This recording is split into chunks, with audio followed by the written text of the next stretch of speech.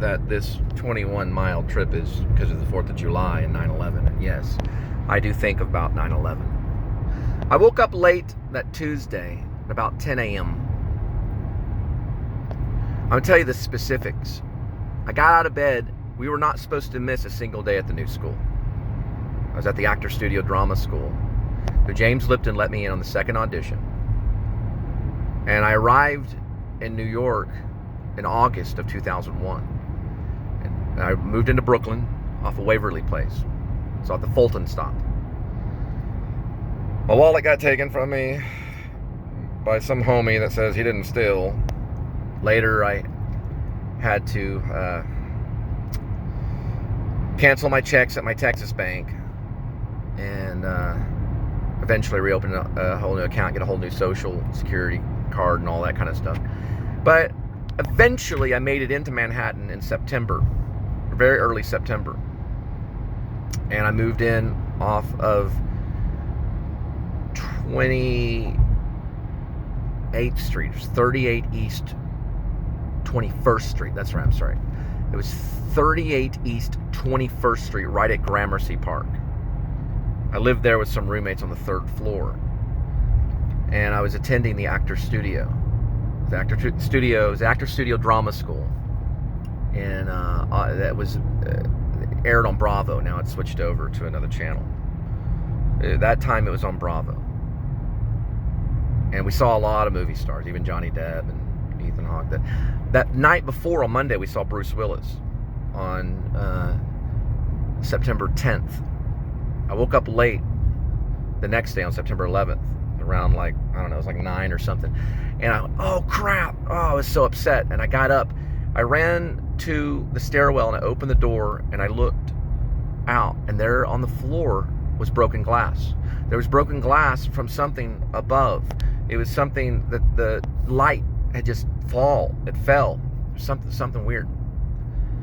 And I ran to the elevator because I got dressed as quick as I could. It was like military style, just jumped in everything.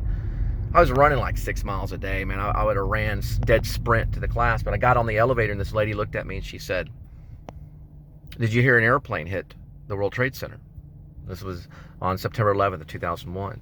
I looked at her in the elevator and I said, no, I didn't hear it. In my mind, I thought it was a Cessna, a small craft airplane. As we were going down further, I said, "What kind of airplane?" And she said American Airlines or something like that, some kind of airliner, a big airliner. Well, we got on the street, on the sidewalk, and we walked. And we walked and we walked and we walked. And we were hearing a report from someone that was wearing like a little earpiece that one of the buildings was on fire, but they were both standing. I walked first thing I got as much peanut butter as I could get and as much water as I could get. And I went back to my dorm room and I hid that underneath my bed in case there was a horrible riot or everything went chaotic. I'd at least have some water and peanut butter. And I went upstairs to the upper floor, I think it was the 4th floor, and I went down the hall, and there on her television, it was a female. We were stacked like co-ed, so it was female, male, or no, it was male, female. Second floor was female, 3rd floor was male, 4th floor was female, 5th floor was male. So we were kind of stacked like that. So I was on the 3rd floor, on the male floor, with Chris, Peter, and David. I went up to the 4th floor, and I looked on the television, and there it was, burning. The buildings was burning. Chris, my friend who was in the Navy, he was listening on the radio. So I went down to the 3rd floor. I said, "Chris, what's going on?" He said, "I'm trying to predict their next attack." And he was listening on the radio, and all that stuff was going on. And I said, "Well, I'm going there." He said, "You're going to brave it?" I said, "Yeah, I'm going there. I'm going to the buildings." They were still on fire. I walked and I walked and I walked past 12th Street. And that's where the new school was. And I went past NYU. I think I went to some street called John Street, and I kept on going down, down, down. I got to the point where I could kind of smell fire. And I was looking straight up, and I was looking at all the buildings. You know, I wasn't that close, but I was a few blocks away, and I could see it on fire. All of a sudden, this lady runs up to me from Talk Magazine, and I had my journal with me. I took my journal with me, because I didn't have any cameras or anything like that. she said, "Who are you?" And I said, "I go to the new school." And I was right then writing a poem about this building. And I think at the time, I think I wrote the poem that was called "The Glass Man Fell Today," or "A Glass Man Fell Today." And she asked me if she basically asked me if she told me she heard the building was going to fall, or the second building was going to fall. And I basically said,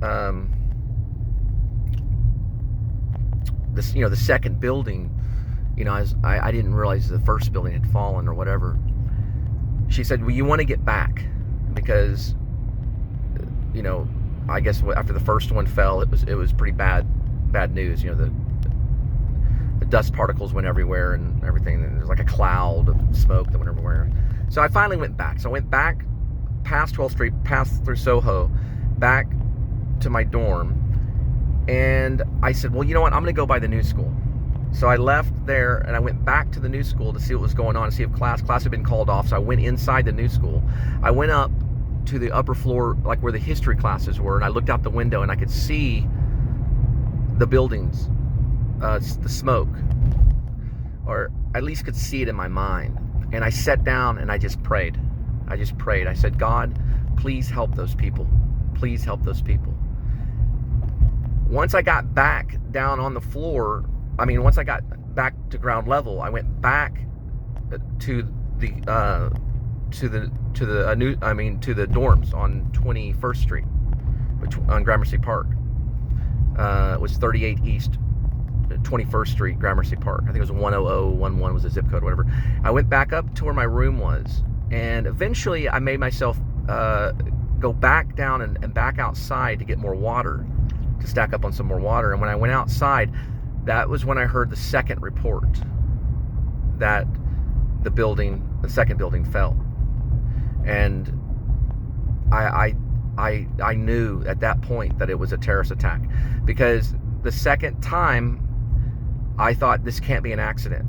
Then I went back up again, and Chris was saying they hit the Pentagon. And so the time had gone by. We were getting hit over and over. It was like getting punched over and over again. I did not know what I was going to do. And my mom actually worked for American Airlines at the time. So I was really upset. And then they talked about there was a United flight that went down in a field and all that stuff. And it was probably the most chaotic day. And that whole week and month was the most fearful month. We couldn't even buy anything for a couple of days. And there was protests going on, and they're giving bread out in the park. All I do is sometimes I think of that moment. And I think of it and I pray. I pray for those people. I pray for their families, and I pray for New York. And I'm glad that New York has kicked the shit out of COVID. And I hope they quarantine every single thing that happens, and they keep on going on. Because I'll tell you this, I may be from Texas, but I'll always love New York. I'll always love New York.